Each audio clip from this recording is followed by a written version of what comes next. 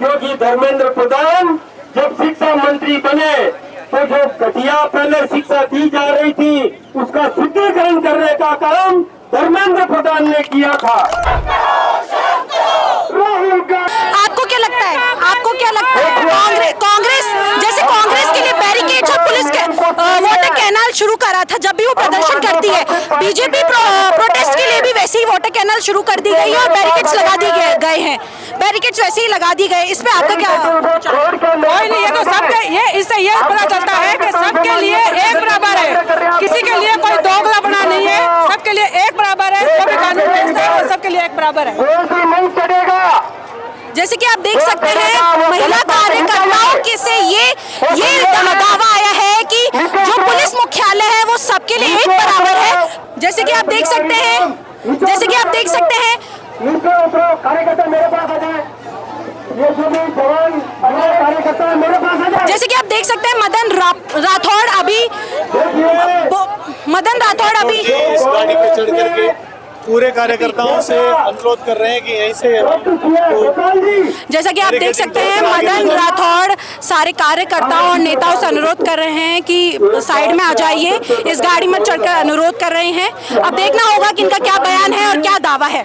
आदरणीय नरेंद्र मोदी जी ने कल सवेरे हमारा एनडीए के सभी सांसदों के साथ उन्होंने चर्चा की और उन्होंने साफ कहा कि किसी भी प्रकार का पेपर लीक कहीं भी हुआ है उन सबको दंडित किया जाएगा और भविष्य में पेपर लीक किसी भी प्रकार का बर्दाश्त नहीं होगा। दूसरी बात उन्होंने कही कि जो पेपर लीक के नाम पर जो छद्म आंदोलन किया जा रहा है वो वास्तव में आप भी जानते, आपने भी टीवी पर देखा होगा कि उसमें एक भी छात्र नहीं था। जो घायल हुए उनको अस्पताल में भर्ती कराया, भगदड़ में जो घायल हुए उनकी पूरी जन्म पत्री ली गई, उसमें एक भी विद्यार्थी नहीं था।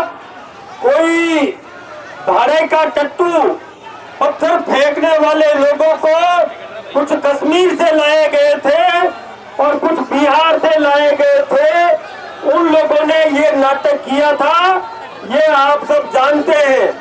आपने टीवी पर भी देखा होगा कि इतने घटिया किस्म के लोग, बहनों चुप हो जाओ, इतने घटिया किस्म के लोग थे।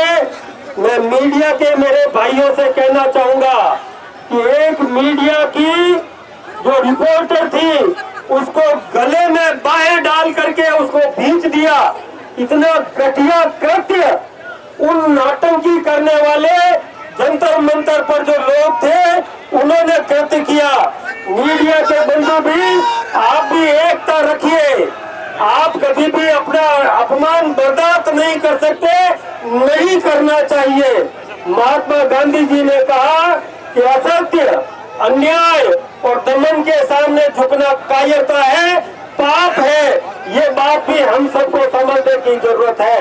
मैं आप सबसे साफ कहना चाहूंगा कि जो राहुल गांधी ने, जो कांग्रेस का नेता है और भारतीय संसद में नेता प्रतिपक्ष है, उसने निंदनीय कृत्य किया था कि प्रधानमंत्री आवास के बाहर जाकर धरना दिया, जो हिंदुस्तान के इतिहास में कभी भी नहीं हुआ।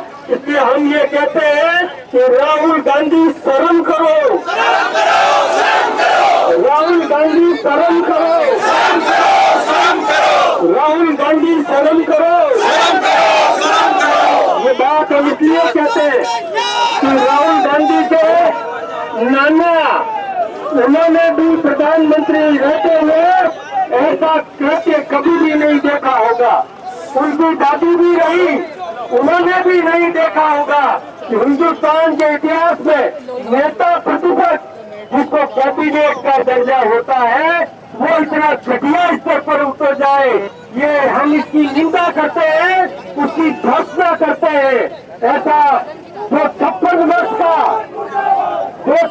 वर्ष का लेकिन अभी बचकाना हरकत करता है, बालक की तरह ऐसा व्यवहार करता है जो कतई बर्दाश्त नहीं किया जा सकता। पहले कहते थे कि हम आंदोलन कर रहे हैं बच्चों के लिए, तो हमारे जितेंद्र प्रसाद जी गए, उन्होंने धरना स्थल पर जाकर राहुल गांधी से चर्चा की कि हम सदन में चर्चा करने के लिए तैयार हैं, आप धरना उठाइए और आइए चर्चा कीजिए।